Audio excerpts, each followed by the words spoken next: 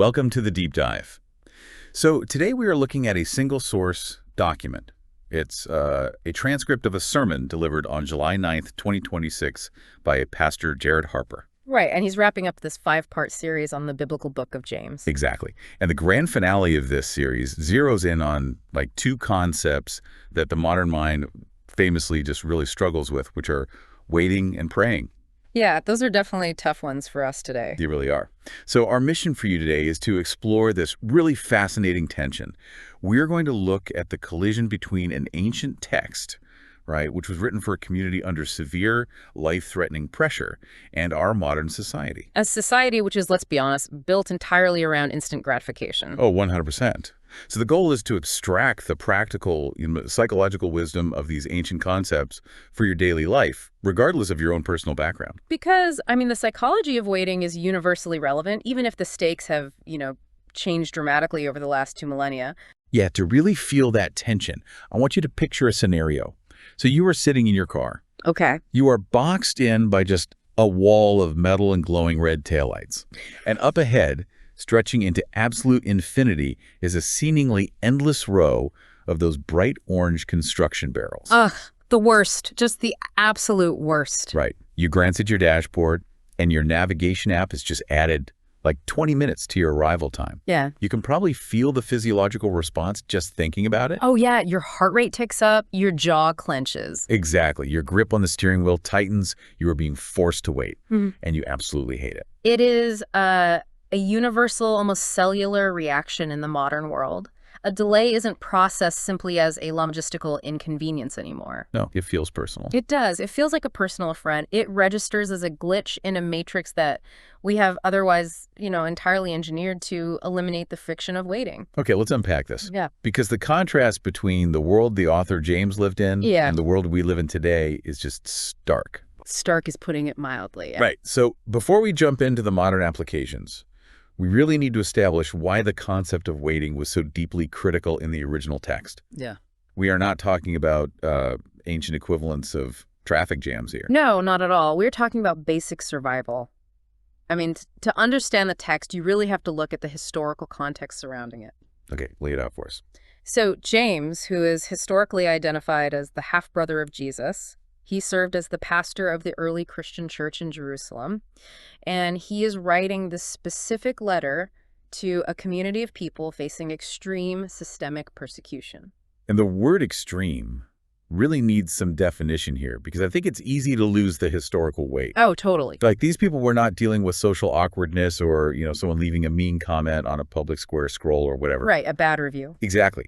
This community lives under the constant daily threat of having their property and their homes just violently confiscated by the authorities. They faced public beatings. They faced execution. It was real physical danger. Yeah, they were watching their family members and friends being harmed or killed simply because of their associations and, their theological beliefs. It was literal economic and social strangulation. It was a daily, grinding, completely paranoid struggle for basic existence. The psychological toll of waking up every day wondering if your home will even be yours by nightfall, it's immense. Unimaginable, really. And into that absolute crucible of fear and loss, James delivers a letter that is essentially, a survival manual.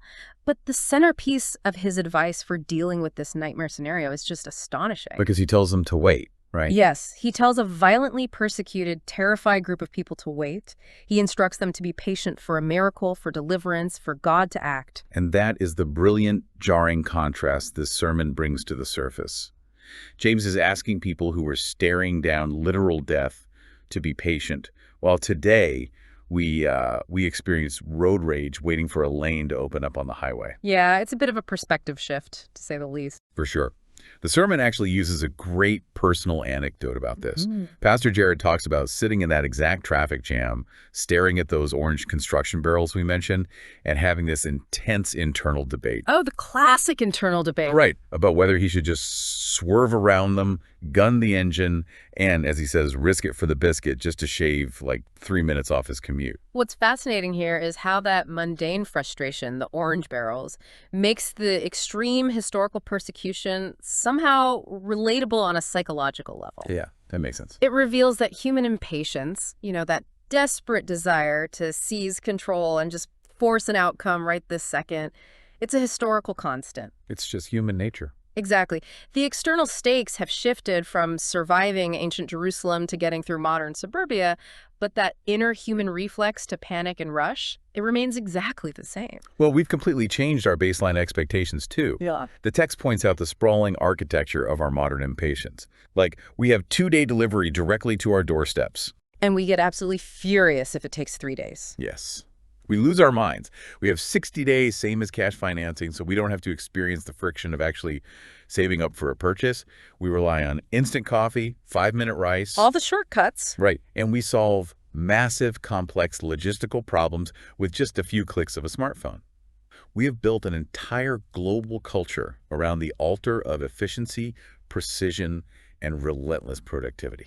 And yet, removing all of that external waiting hasn't actually solved the internal human condition. I mean, we have successfully engineered out the delays, but society is no closer to being peaceful or content. If anything, we're worse off. Right. The data shows we are collectively far more anxious than generations that actually had to wait for everything. You know, I look at this modern hyper-efficiency less like a utopia and more like a treadmill. Oh, a treadmill. I like that. Yeah, because we've built this incredibly sophisticated machine that lets us run faster and faster. We get our packages instantly. We get our entertainment on demand. We remove all the physical friction from our days. But you're not actually going anywhere. Exactly. Because it's a treadmill, we never actually arrive at a destination of peace. We are just sprinting in place, exhausting ourselves, and we fully expect the next instant delivery or shortcut to finally be the one that brings lasting satisfaction. Which perfectly frames the core problem the ancient text is actually trying to solve. Right. Because if trying to engineer away, the wait doesn't bring peace. And if waiting isn't just about, suffering silently in traffic, what is the actual mechanism being proposed here? How are we actually supposed to do it? Well, I think the first major shift in perspective is realizing that waiting is not a passive activity. When we hear the word wait, we picture like sitting in a beige doctor's office reading a magazine from 3 years ago. Right, just staring at the wall. Yeah, doing absolutely nothing. But the ancient framework treats waiting as a highly active, muscular endeavor. The text references patience as one of the fruits of the Spirit, pulling from the Apostle Paul's letter to the Galatians. And for those who might be unfamiliar with the term, the fruits of the Spirit is a theological framework, right? Yeah, it describes the visible, tangible character traits a person naturally develops as they mature spiritually. Things like love, joy, peace, kindness, and crucially, patience. So patience is sort of a diagnostic tool then? It is the primary diagnostic tool. It is the measuring stick for how much internal growth has actually occurred. The sermon actually asks the audience a very pointed, kind of humorous question. What's that? It asks, do you fly off the handle easily?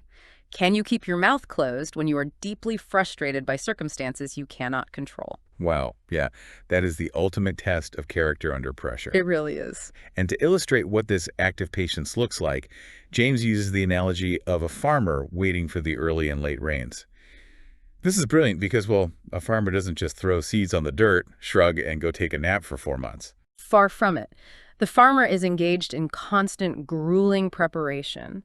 I mean, they are actively tilling the soil, pulling weeds, mending fences, and protecting the crops from pests. Doing all the heavy lifting. Right. They are doing everything within their physical power to prepare the ground, all while waiting for the one massive variable they literally cannot control, which is the weather. This sermon brings this into the modern era with a really funny parallel about planting a backyard garden. Oh yeah, the lettuce. Yes. You spend months watering the dirt, fighting off the neighborhood rabbits, and staring at empty soil thinking absolutely nothing is happening. You do all this tedious, invisible work. And then, seemingly overnight, you have so much lettuce you literally don't know what to do with it. Exactly. And you're forcing your entire family to eat endless side salads for weeks. It is a lighthearted look at delayed gratification, but the underlying mechanism is profound, I think. You do the active work you are capable of doing while maintaining the patience for the growth you cannot force. And to layer on the historical weight again, the text brings up the story of Job. Job is basically the ultimate historical case study in catastrophic waiting. Right, he loses everything. Everything. His family, his friends, his health, his fortune, all in rapid succession.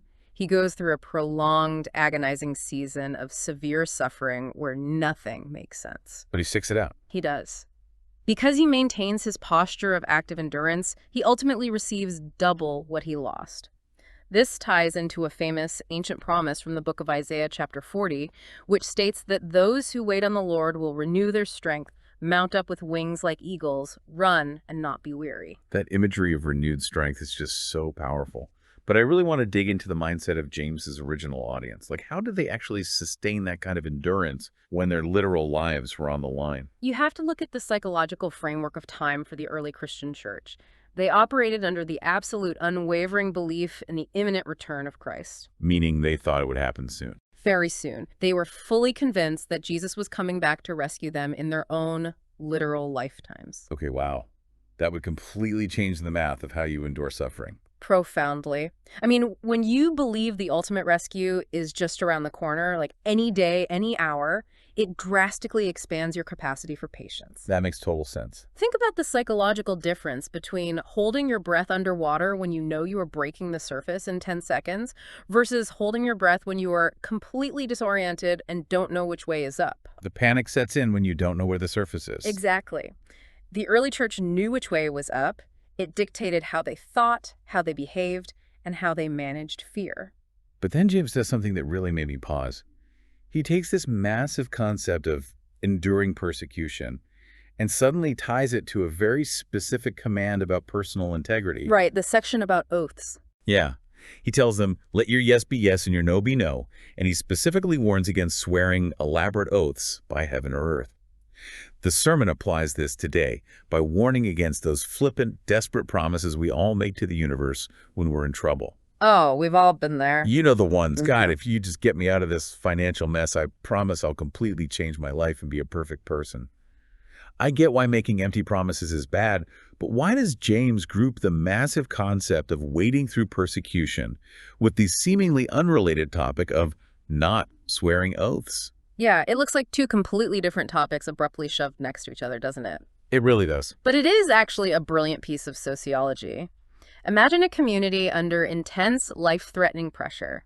When you are hiding in the dark, wondering who might betray you to the Roman authorities to save their own skin, the only thing holding that community together is absolute trust. Oh, okay. Integrity and reliable words become the essential social glue.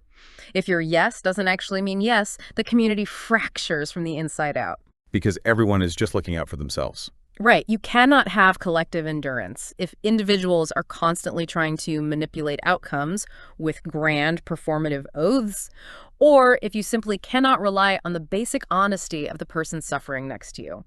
Maintaining absolute integrity in your speech is what makes collective waiting possible. That is fascinating. Without that foundation of trust, the whole structure collapses before the outside pressure even gets to it. So if communal integrity keeps everyone from fracturing, what actually keeps them moving forward? Like, what is the primary action they are supposed to take while they are doing all this active waiting? The primary action prescribed in the text is prayer. James lays out highly specific instructions in chapter 5. He essentially runs through a diagnostic checklist for the human experience. The checklist, right. Are you suffering? Pray. Are you cheerful? Sing praise. Are you sick? Call for the elders of the church to pray over you and anoint you with oil.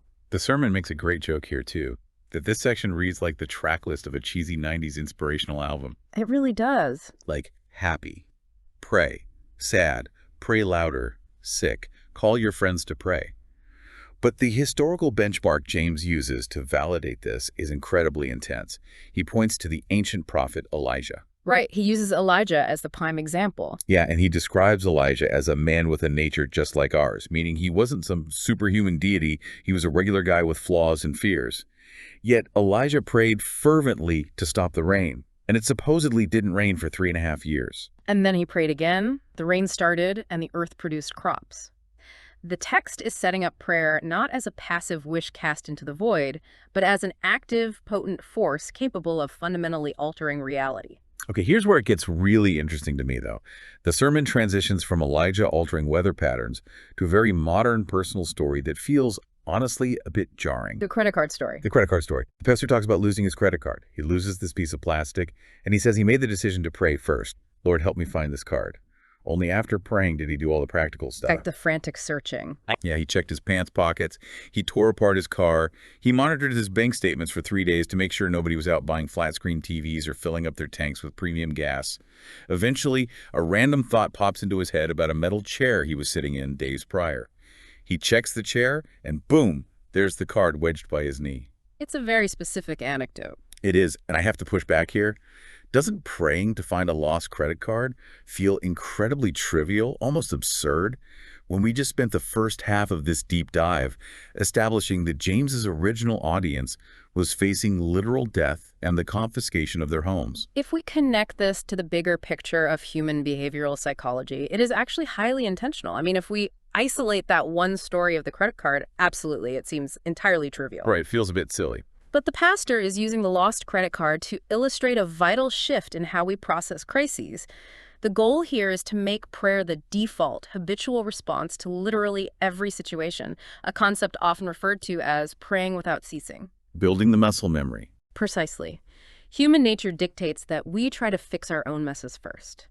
We exhaust our intellect, we drain our finances, we expend all our emotional energy trying to control the outcome. And then we pray when we're out of options. Exactly. Only when we hit an absolute brick wall do we use prayer as a desperate last resort, like a panic button when all other systems have failed. The argument being made is that if you train the psychological muscle of prayer on the small, low-stakes things, the lost credit card, the annoying traffic jam, the daily frustrations, it becomes your default setting. So it's just automatic. Yes. So when the life-altering, catastrophic events hit, you don't have to suddenly figure out how to access this spiritual tool while you are in a state of shock. It is already your immediate reflex. You pray first, and then you do the practical work, rather than exhausting yourself and then begging for a rescue. It completely flips the order of operations. You aren't bothering the universe with a trivial request. You are training your own brain to seek a higher perspective before reacting. That's a great way to put it. And that transitions perfectly into the final major theme of the text. Once the mechanics of waiting and praying are laid out, the focus shifts to the mindset required to actually execute them. Because waiting with a sense of dread is entirely different from waiting with what the text calls confident expectation. To explain this mindset, the sermon introduces the concept of the kingdom economy. Which is an interesting phrase. Yeah, and we need to explain how this economy actually functions. In modern financial economies, we trade physical currency or digital ones and zeros for goods and services. In this ancient spiritual worldview, the kingdom economy treats words, petitions, and faith as tangible currency. Oh, wow. They are not just empty air or wishful thinking, they carry measurable weight. When you invest faith and prayer into this system, it purchases outcomes. And a major part of participating in that economy is having the right to approach the marketplace. The text focuses heavily on the idea of approaching the throne of grace with confidence. To understand why this was such a radical, mind-bending concept for the original audience, you really have to look at how access to power worked in the ancient world. If you lived under an ancient monarchy and you wanted to bring a petition to an earthly king, you could not just casually stroll into the throne room. No, absolutely not. If you approached uninvited and the king didn't like your request or simply woke up in a bad mood that day, you could be executed on the spot by the guards. The entire power dynamic of the ancient world was based on absolute fear and highly restricted access. The text contrasts that terrifying earthly reality with the theological concept of the torn veil. Can you explain the mechanics of that metaphor? Because it's crucial here. Yeah, in the ancient Jewish temple in Jerusalem, there was a literal massive curtain, a thick woven veil, that separated the general public from the innermost sanctuary called the Holy of Holies. And that represented the presence of God, right? Exactly. It represented the localized presence of God. And only the high priest could go behind it, and only once a year.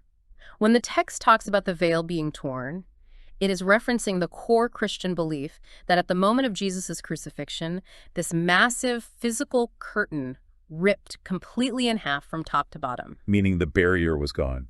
Yes. It symbolizes that the barrier between humanity and the divine was permanently destroyed. Believers were suddenly granted direct, unfiltered access to the ultimate authority, who explicitly invites them to bring their requests without fear of execution. Let me try a modern analogy to capture that shift in access.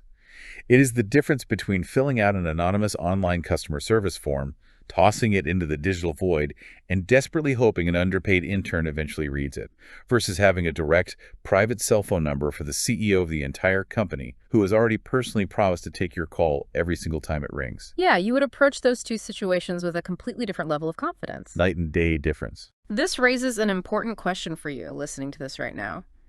Think about the things you are currently waiting for in your own life. How often do you find yourself waiting with actual grounded confidence versus simply waiting with gnawing anxiety? That's a tough question to answer, honestly. It is. The ultimate goal of this ancient letter isn't just to impart historical trivia. It is designed to push the audience from being passive consumers of information into active participants. James uses the famous phrase, demanding his readers be doers of the word and not just hearers. He wants a community marked by a deep, visible, unshakable commitment to active patience and habitual prayer, especially when the circumstances surrounding them feel incredibly dark or chaotic. Exactly. And the anchor for all of this confident expectation is a promise found in the Gospel of Matthew, chapter 28, where Jesus states, "I am with you always, even to the end of the age." That is the bedrock foundation. Because if the presence of the authority figure is guaranteed to be with you in the waiting room, the wait is no longer a question of whether you have been abandoned or forgotten. It becomes an exercise in trusting the timing of the one who is already sitting in the room alongside you. So what does this all mean? When we zoom out and look at this deep dive into the book of James, a really fascinating picture emerges. Our external daily circumstances have shifted beyond recognition. For sure. We aren't hiding from Roman authorities in first century Jerusalem. We're sitting in air-conditioned vehicles getting intensely annoyed by orange highway construction barrels. But the internal human reflex, the urge to panic, to seize control, to rush the process and engineer away the friction, that remains entirely unchanged. And the antidote offered by this ancient text is equally unchanged. It requires the active, powerful combination of patient expectation and habitual prayer. It demands that we treat patience not as a passive weakness or lack of options, but as a muscular, deliberate choice to trust a timeline larger than our own immediate desires. It is the active refusal to let the buffering icons and delays of life dictate your internal peace. Which leaves us with the final thought for you to chew on today. If our modern society, our apps, our instantaneous financing, and our same-day deliveries are entirely designed to eliminate the need for waiting, what vital psychological or spiritual muscles are we unknowingly allowing to atrophy? Next time you find yourself staring down an endless row of orange traffic barrels, maybe instead of gripping the steering wheel and raising your blood pressure, you can pause and ask yourself, what is this specific moment actually training me for? It is a complete shift in how we view the obstacles in our path. It really is. Thank you for joining us on this deep dive. We'll catch you on the next one.